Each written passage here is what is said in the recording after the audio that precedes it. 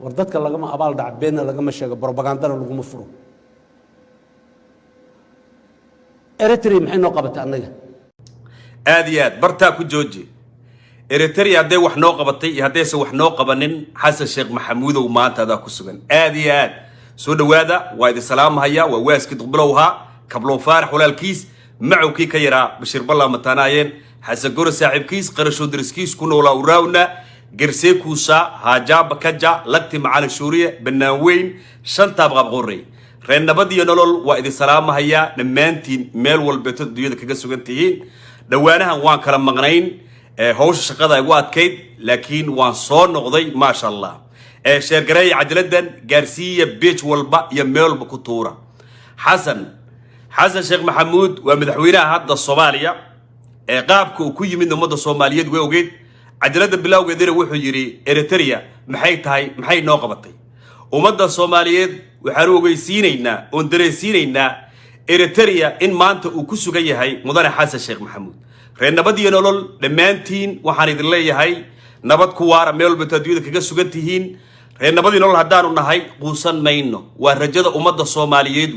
waxa hadda dalkeena ka socdo qof walba oo Soomaali ah waa ogyahay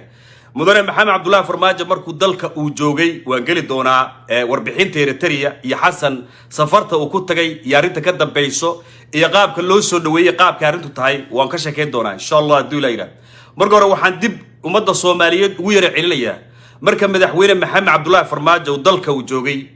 ummadda Soomaaliyeed ay dareemaysay dawladnimada ciidanka Soomaaliyeed caalamka ay indhaha ku hayeen ma garanaysaa dawladnimada iyo nidaamka institutionka Soomaaliyeed cadawga ay aad uga xumaayeen ummadda Soomaaliyeed waxa horboodi jiray ninka hadda madaxweynaha dalka Soomaaliya ka ah madaxweynaha naga horeeyay dalka Soomaaliya mudane maxamed cabdullaahi farmaajo habeen iyo maalin wuxuu ku eedeyn jiray Eritrea uu inageeyay Eritrea noocane iyo ma garanaysaa waxyaabo aan ummadda Soomaaliyeed ay marka ayada ah ay dareysanaayeen arinta uu kala xasan ummadda maanta waxay isweydiinaysaa wuxuu xasan shalayto asaga ku hadlayay ee dad uu ku eedeynay maxaa kalifay maanta inuu asaga sameeyo warbixintaas oo dhan waa idinka dabageen doonaa insha Allah haduu ilaahay yiraahdo ummadda Soomaaliyeed meel walba ay joogto waxaan leeyahay rajo dhigana dawladnimada Soomaaliyeedna ka quusan mayno ummadda Soomaaliyeedna insha Allah haduu ilaahay yiraahdo waxay la mid noqon doontaa wadamada caalamka sida Kenya iyo Ethiopia oo kaleeto yaa laga niyad jabin inta yare qabyaalada maanta filada isugu aruursatay yaa lagu niyad jabin inta yare maanta dawladnimada Soomaaliyeed isla haysiinayso dawladnimada Soomaaliyeed waxay ka dhaxaysaa ummadda Soomaaliyeed ee 20 milyan ah meel walba ay ku sugan yihiin aad iyo aad waan gali doonaa warbixinta Eritrea iyo xasan qaabka loogu soo dhaweeyay iyo wuxuu barta ka doonay waanu gali doonaa insha Allah marka hore waxaan rabaa ummadda Soomaaliyeed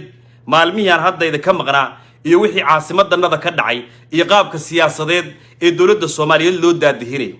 magaalada Muqdisho sida la socotaan madaxweyne maxamed cabdullaahi farmaajo markii uu joogay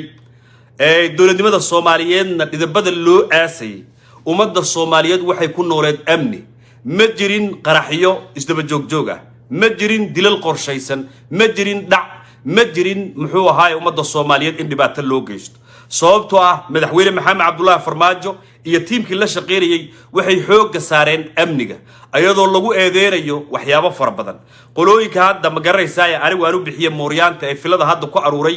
qorshe kasta isku dayaan dawladda Soomaaliyeed waa ka hortagi jirtay laakiin hadda iyo wiyagaan soo dhaafnay magaalada Muqdisho waxa ka dhacay dilal fara badan wad la socoteen idaacadaha inkastoo la qarinayo haddana dilalkii dhacay wax qarsoomiye ma ahayn waxa ay ahaayeen dilal maleegan kanay maarayay ma garanaysaa siyaasiyiinta Soomaaliyeed qaarkood sida uu la socono dalkeena Soomaaliya waxa cadow ku ah ururka argagixisada al-shabaab dawladii hore ee madaxweyne maxamed cabdullaahi farmaajo hogaaminayay way ka safaysay magaalada Muqdisho dawladdan xasan hogaamiyo markii ay timid ay xukunka la wareegtay waxa bilaabatay inay al-shabaab ay xidido ku yeeshaan caasimadda Muqdisho waxay bilaabeen inay canshuur ka qaadaan hoteelada waaweyn ee Muqdisho waxay bilaabeen inay canshuur ka qaadaan telecommunicationka ee Soomaaliya ka shaqeeyo iyo suuqa weyn ee Bakaara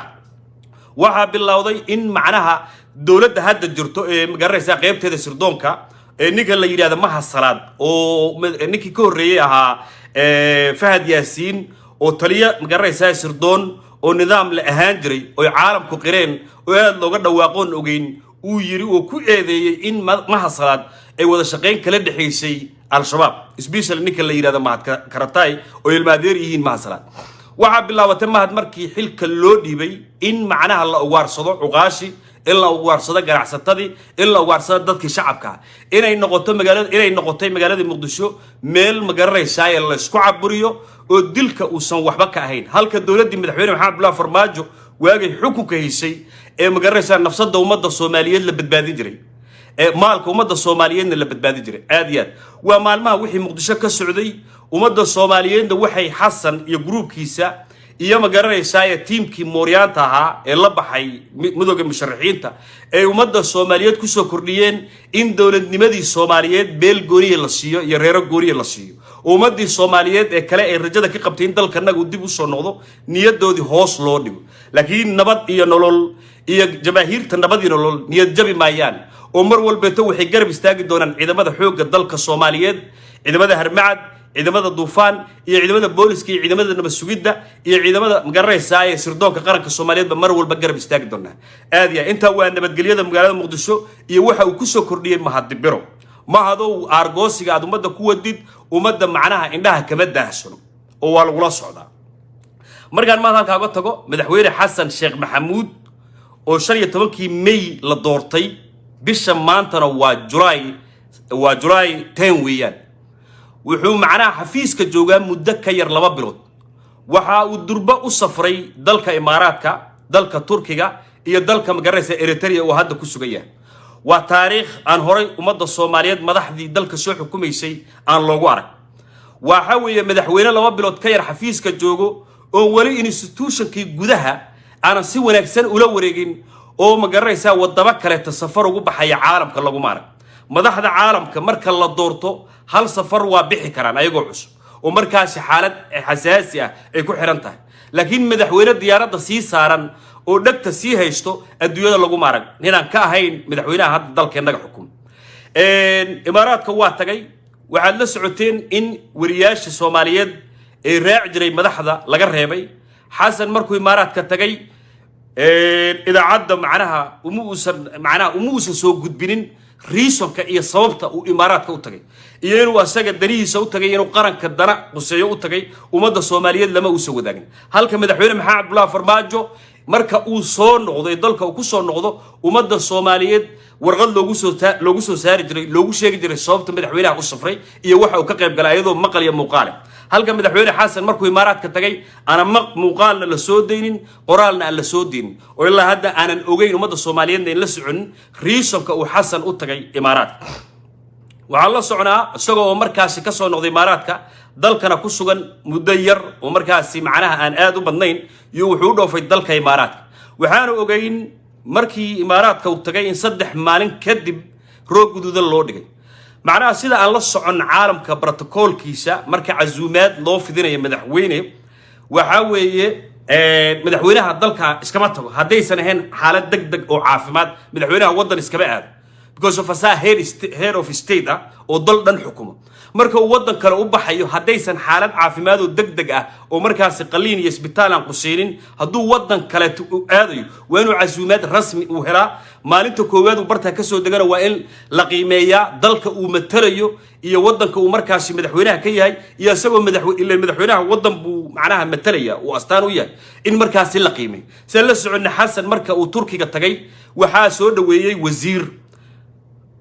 ummadda magaranaysa Soomaaliyeed iyo ummadda caalamka ku nool macnaha sharaftooda iyo cisigooda inay ilaashadaan waxa wax waajib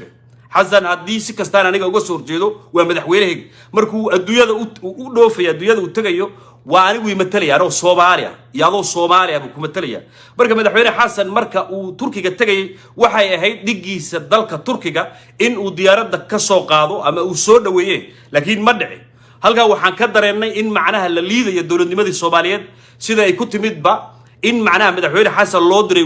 wasiirna ka soo kixiyay magaranaysa diyaaradii la geeyay magaranaysa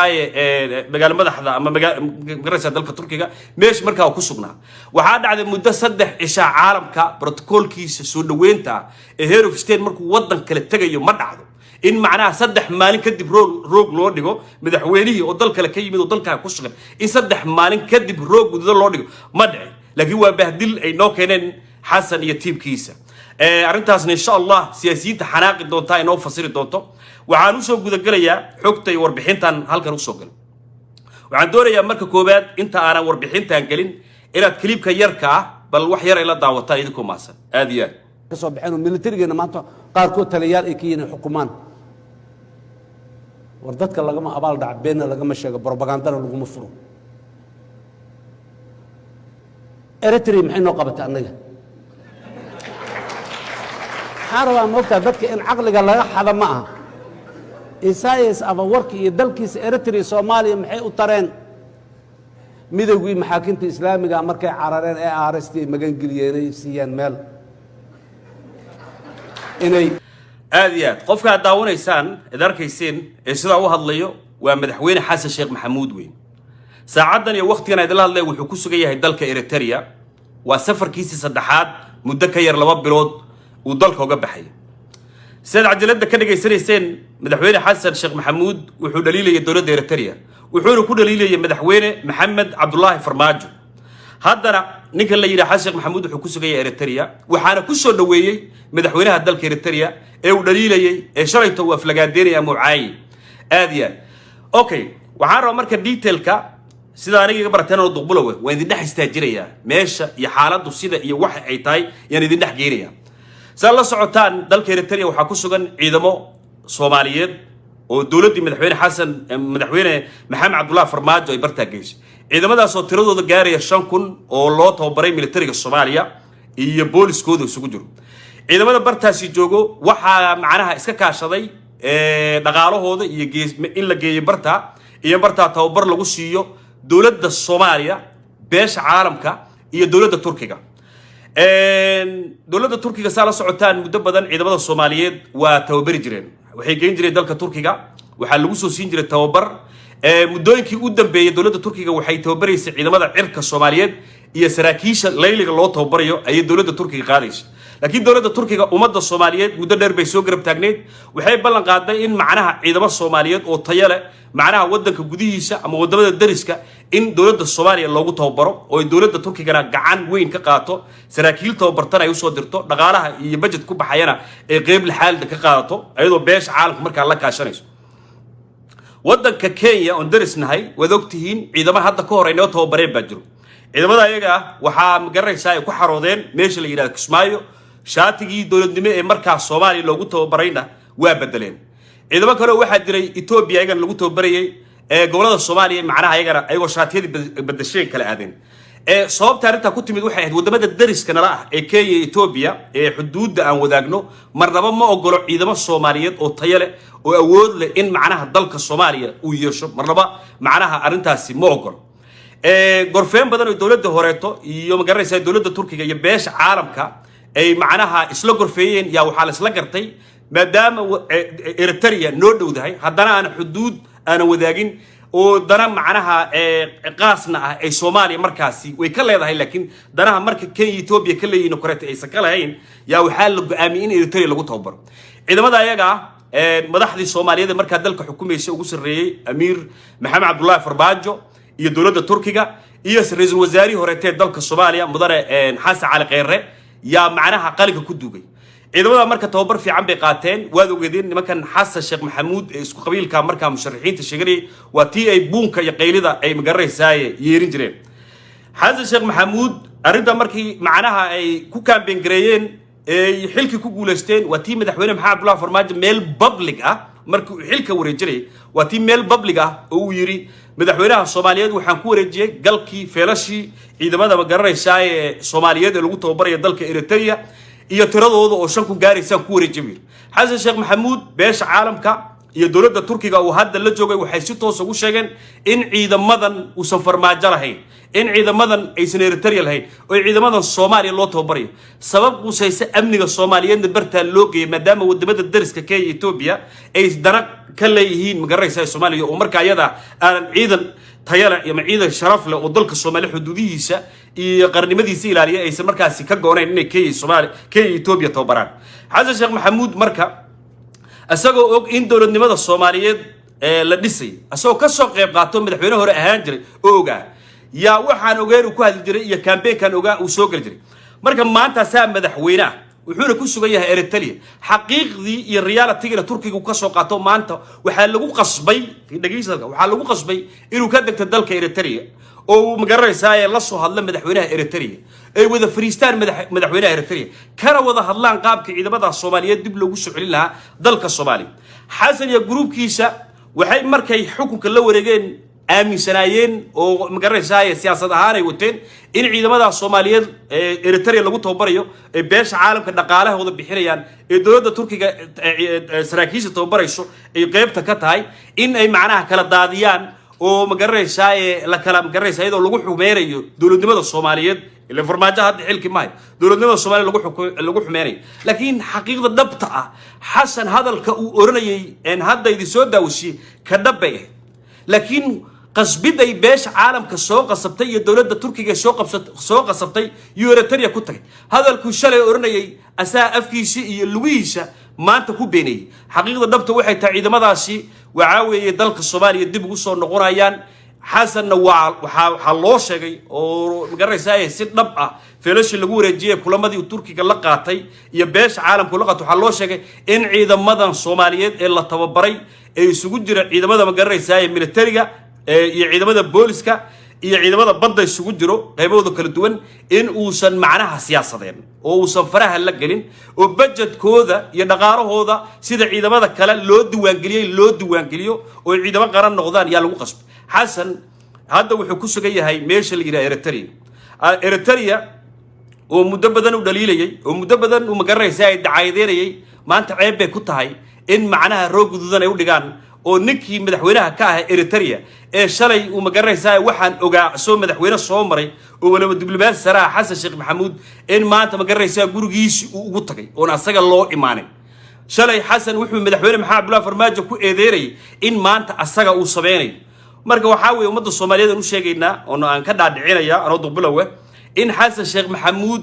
qorshihiisa marka hadda ciidamadan dib loo soo celiyay ay tahay in magaranaysaa gobolada dalka Soomaaliya loo qeybiyo xaqiiqda dhabta ciidamada Soomaaliyeed ee shanta ku gaarayso haddii intii qorshaha uu wato weey Turkigana lagala soo dardarmay laakiin xasan oo hadda qorsheynayo ee sababta hadda uu u tagay barta oo ciidamada dib ugu soo celinayay tahay in la sameeyay in ciidamada Soomaaliyeed ee isku dhafka ee reeraha kala duwan ee dalka Soomaaliya laga soo xuray in markii Muqdisho lagu soo celiyo in macnaha qabiil loo kala miro oo ciidamada Jubbaland ka soo jeedo ee Eritrea lagu tababaray inay Jubbaland la geeyo Axmed Madoobe loo iskeeyo in ciidamada Puntland ka soo jeedo Puntland la geeyo in ciidamada Koonfur Galbeed si qabiil loo kala furo ciidamadana loo soo tababaray ciidamo qaran xasan waxaan ku leenahay qorshaha adiga maha salaada damacsantiin muddo badan soo wadeen umadu way ogtahay way la socotaa xasan waxa ku sheeganaa inaad ciidamada Soomaaliyeed ciidamo qaran oo federaal ay noqdaan oo federaalka Soomaaliyeed uu xoogaysto oo maamul goboleedyadan dalka Soomaaliyeed u afduuban laga baxo qorshaha aad wadid ummadoo dhan way la socotaa